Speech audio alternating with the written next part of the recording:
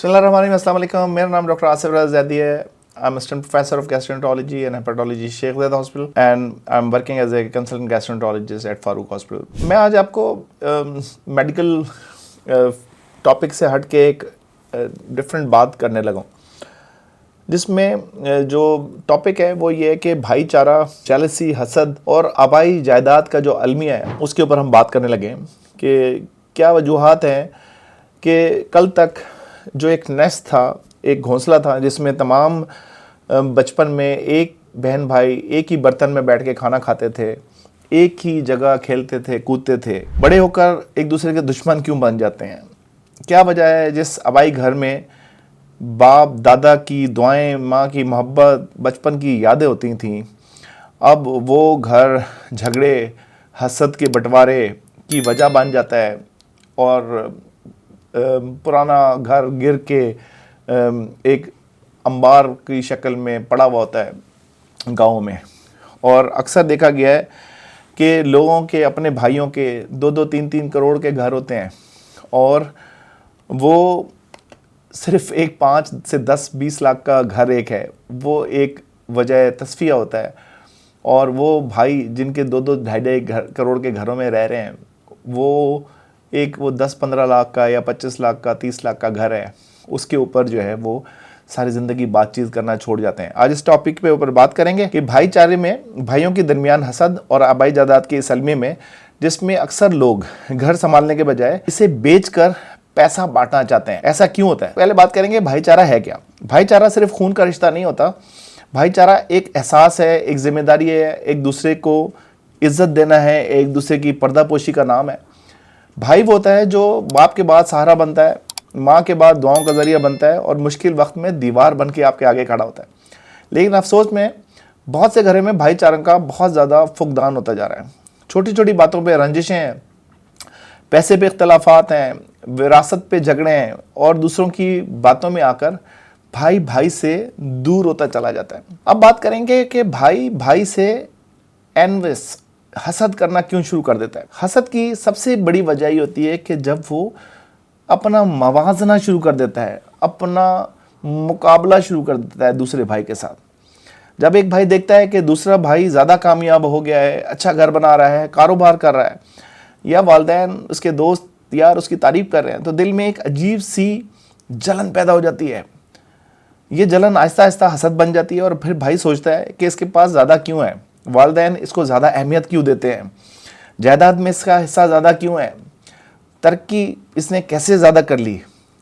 हकीकत यह है कि हसद इंसान को अंदर से जला देता है। हसद करने वाला ना खुद सुकून से रहता है और ना दूसरे को सुकून से रहने देता है। हसद जो एनवी है उसकी आम वजूहात क्या है? इसमें वालिदैन का या दोस्तों का गैर मुतवाज़न रवैया, बाज़ औक़ात माँ बाप अनजाने में दूसरे बच्चे को ज़्यादा तवज्जो देना शुरू कर देते हैं, जिससे दूसरे के पहले बच्चे के दिल में एहसास कमतरी पैदा होता है, महरूमी पैदा होता है। बीवी बच्चों का या ससुराल का दबाव। शादी के बाद अक्सर भाई अलग अलग सोचने लगते हैं, घर में बातें होती हैं, मशवरे दिए जाते हैं और कभी कभार बाहर की बातों से दिल बदल जाते हैं। बहुत सारे लोग हैं जो भाइयों को आपस में लड़वा रहे होते हैं, उनसे चीज़ें पूछते हैं, फिर दूसरे को बताते हैं कि तेरे भाई ने तो तेरे लिए ये कर दिया। इस तरीके से ख़ानदान टूट जाते हैं।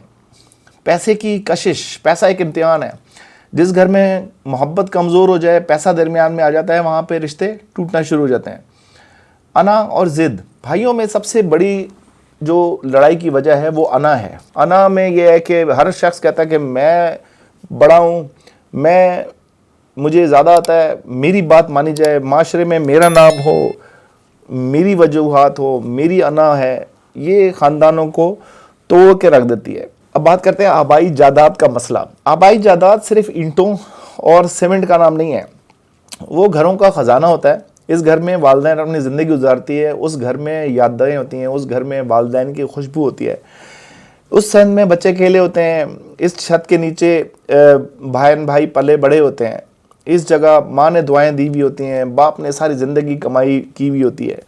सवाल यह है कि लोग आबाई जायदाद बेचना क्यों चाहते हैं? सबसे पहली वजह है कि भाई फौरी पैसा हासिल हो जाए। लोग सोचते हैं कि पुराने घर में रहने से बेहतर है इसे बेचकर नया घर बना लिया जाए, पैसा हाथ में आ जाएगा तो शायद कोई कर्जा उतर जाएगा, बच्चों की शादियां हो जाएंगी या नया घर बन जाएगा, उस सिलसिले में घर को बेचना चाहते हैं। दूसरी वजह यह है कि आबाई जायदाद पे सबका हक है मगर जिम्मेदारी कोई नहीं लेना चाहता। मरम्मत के लिए जो है पैसे कोई नहीं देना चाहता, टैक्स के लिए पैसे कोई नहीं देना चाहता, इलेक्ट्रिसिटी के बिजली के बिल कोई नहीं देना चाहता, दीवार गिरे तो पैसा कौन लगाएगा, किराया आएगा तो किसको मिलेगा, इस बहस में घर वीरान हो जाता है। मुश्तरका मालियत का जो घर है, एक जायदाद के जब बहुत ज़्यादा वारिस होते हैं, हर शख्स की सोच अलग होती है, हर शख्स की ज़रूरत अलग होती है, फैसला मुश्किल हो जाता है। बिल्कुल बात सही है। और हर बंदे की अपनी अना, अपनी ईगो और अपनी सोच होती है। फिर एक कहता है कि मैंने इस घर को बेचना है, दूसरा कहता है कि मैंने इसको घर को नहीं बेचना, तीसरा कहता है मैंने इस घर को किराए पे चढ़ा देना है, चौथा अपना अलग ही कोई बात कर रहा होता है। तो वो इसकी वजह से वो घर जो है वो वीरान हो जाता है।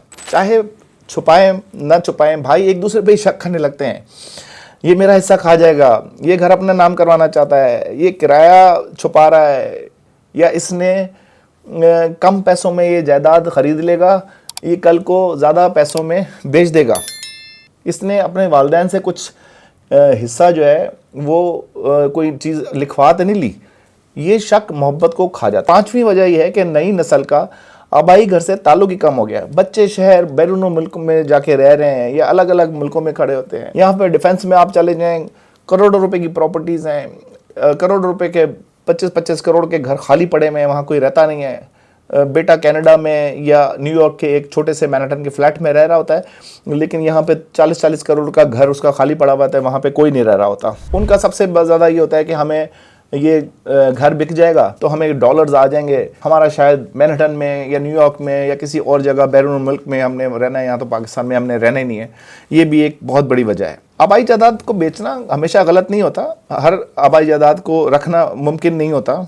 घर बहुत पुराना हो चुका है तो कभी वारिस बहुत ज़्यादा होते हैं, कभी किसी को पैसे की ज़रूरत होती है, तो अगर आपको बेचना है तो बिल्कुल ठीक है, वारिसों के नाम अगर डॉक्यूमेंटेशन हो जाए और आप जो है जो भी इंटरेस्टेड हैं लोग, वो जाके इस घर को, जब कोई भी घर हो उनको बेचने के लिए वो बिल्कुल देना चाहिए। बहनों को उनका हक देना चाहिए, किसी पर दबाव ना डालें। असल मसला जायदाद बेचना नहीं है, असल मसला नाइंसाफ़ी, लालच और हसद और बदगुमानी का खात्मा है। बहनों को उनका हक देना बहुत ज़रूरी है। हमारे माशरे में सलाम है उन लोगों को जिन्होंने अपने बहनों को उनका हक दे रहे हैं, या उनके जायदाद उनके नाम, अगर बाप ने कोई दुकान या बाप ने कोई चीज़ अपनी बहन के नाम दे दी है तो वो उनको दे रहे हैं। ऐसे पढ़े लिखे भाइयों को, ऐसे पढ़े लिखे लोगों को सलाम है जो बहनों को उनका हक देते हैं।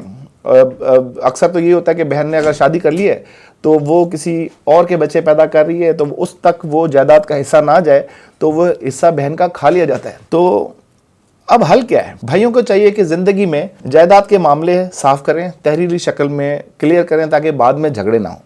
अगर वालिदैन वफ़ात पा चुके हैं तो सब वारिस आराम से बैठें, मामले को मिलकर हल करें, एक दूसरे को दुश्मन ना समझें, जायदाद को अदालत, थाने और लड़ाई तक ना ले जाएं। किसी बुजुर्ग, आलिम, वकील या समझदार बंदे के पास जाके इंसाफ का फैसला कराएं आपस में। एक बात मैं कहना चाहता हूँ, सबसे बड़ा रिश्ता माँ के पेट का रिश्ता है। जो आपके भाई बहन जो माँ के पेट से आपको मिले हुए हैं, वैसा रिश्तेदार दुनिया में आपका कोई नहीं है, तो उनको कभी भी ना जाने दें। सिला रहमी करें और उसमें बिल्कुल अपने आप को एक दूसरे से अलग ना करें।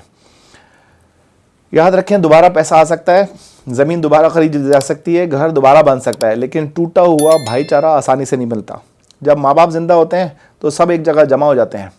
माँ बाप के जाने के बाद दुआ कम हो जाती है, बाप के जाने के बाद साया कम हो जाता है, और भाई एक दूसरे से अलग हो जाएं तो ख़ानदान सिर्फ नाम का रह जाता है।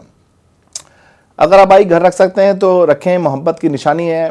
अगर बेचना ज़रूरी है तो इंसाफ के साथ बेचें, मगर खुदा के लिए चंद लाख के पैसों और रुपयों के लिए अपना एक दूसरे का दुश्मन ना बने, और कोशिश करें एक दूसरे के हाथ बटाएं और अपने रिश्ते को कायम रखें। हसद छोड़ दें, इंसाफ इख्तियार करें, बहन भाइयों का हक अदा करें। रिश्तेदारों में अपना जो कमज़ोर रिश्तेदार है उसको ख्याल करें और उसको बिल्कुल रुसवा ना करें।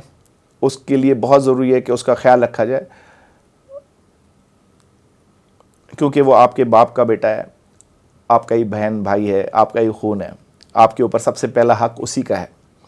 अगर ये आपको वीडियो अच्छी लगी हो तो चैनल को लाइक करें, शेयर करें एंड लाइक करें। अपना अपने इर्द गिर्द के लोगों का बहुत ज़्यादा ख्याल रखें, हंसते रहें, मुस्कुराते रहें। अपने माँ के पेट से जिनका रिश्ता है वो आपके सबसे सगे और वो आपके सबसे अच्छे बहन भाई हैं, उनको इन रिश्तों को हाथ से ना जाने दें। ये तमाम घर दोबारा भी आ सकते हैं। शुक्रिया। अस्सलाम वालेकुम।